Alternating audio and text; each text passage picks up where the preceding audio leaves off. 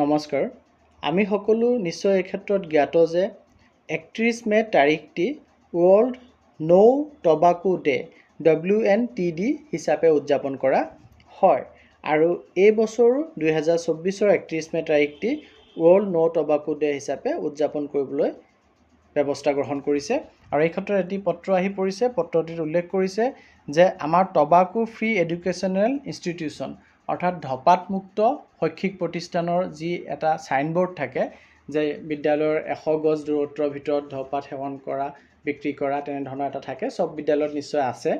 এই বৰ্ডটি যদি কাৰোবাৰ নাই ইনষ্টল কৰিব লাগিব, অৰ্থাৎ লগাব লাগিব।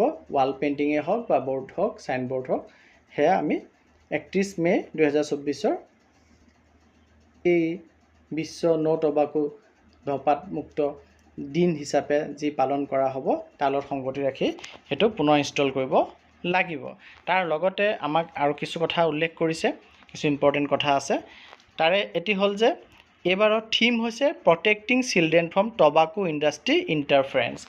আমাৰ যি এই ধঁপাত প্ৰতিষ্ঠানবোৰ আছে তেওঁলোকৰ যি ইণ্টাৰফাৰেঞ্চ আছে, তেওঁলোকে যি ডিচেপ্টিভ এডভাৰটাইজমেণ্ট প্ৰেক্টিচ আছে, মানে ডাঙৰ ডাঙৰ হিৰোবিলাকক দেখুৱাই পেলাই ধৰি লওক ধঁপাত খোৱাটো, গুটখা খোৱাটো কিবা ডাঙৰ কাম কৰাৰ নিচিনাকৈ যেনেধৰণে দেখুৱাই এডভাৰটাইজ, তাৰ পৰা ল'ৰা ছোৱালীসকলক আমি প্ৰটেক্ট কৰিব লাগিব।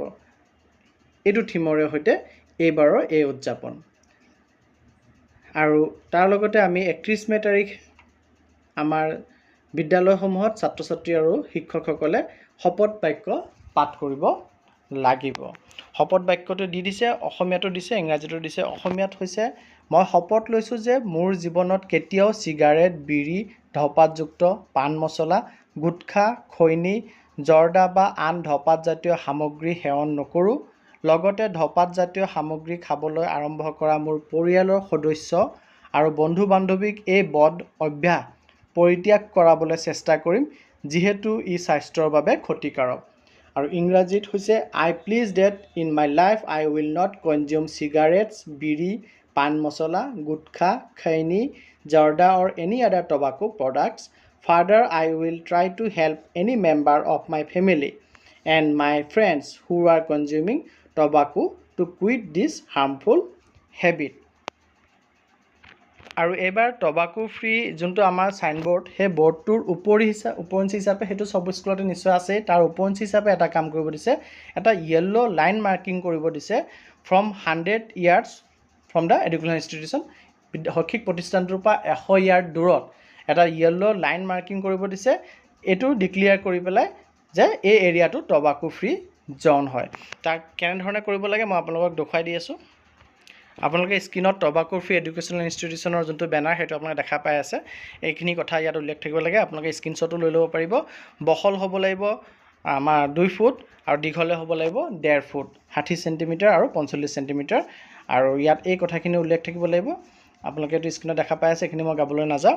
আৰু তাৰ পাছত আপোনালোকে চাওক টবাকো ফ্ৰী এৰিয়া কোনখিনিলৈকে টবাকো ফ্ৰী এৰিয়া হয়, সেইটোৰ কাৰণে এইটো এটা বেনাৰ এক্সাম্পল দি দিছে। আপোনালোকে এইটো স্ক্ৰীনশ্বট লৈ ল'ব পাৰিব। আৰু যোনটো আমাৰ য়েল্ল' লাইন কৰিব দিছে সেইটো হ'ল এনেধৰণৰ। আপোনালোকে স্ক্ৰীনত দেখা পাই আছে যে য়েল্ল' লাইন এটা কৰি লৈ পেলাই ৰাস্তাতে কিমানখিনিলৈকে 100 গজ দূৰত্বত কিমানখিনিলৈকে আৱৰি ধৰিছে, তাত আপোনালোকে ধঁপাতমুক্ত এলেকা বুলি এই য়েল্ল' লাইনটো কৰি পেলাই এনেধৰণে লিখাটোৰ ব্যৱস্থা কৰাব লাগে। গতিকে এই আদেশটি প্ৰকাশ পাইছে ইতিমধ্যে নগাঁও জিলাৰ ফালৰ পৰা প্ৰকাশ পাইছে আৰু অন্য জিলাৰ ক্ষেত্ৰতো নিশ্চয় তেনেধৰণৰ আদেশ আহিব, যিহেতু 31 মে আমাৰ ওচৰ চাপি আহিছে। 31 মেত আমি নো টবাকো ডে উদযাপন কৰিব লাগিব। ধন্যবাদ।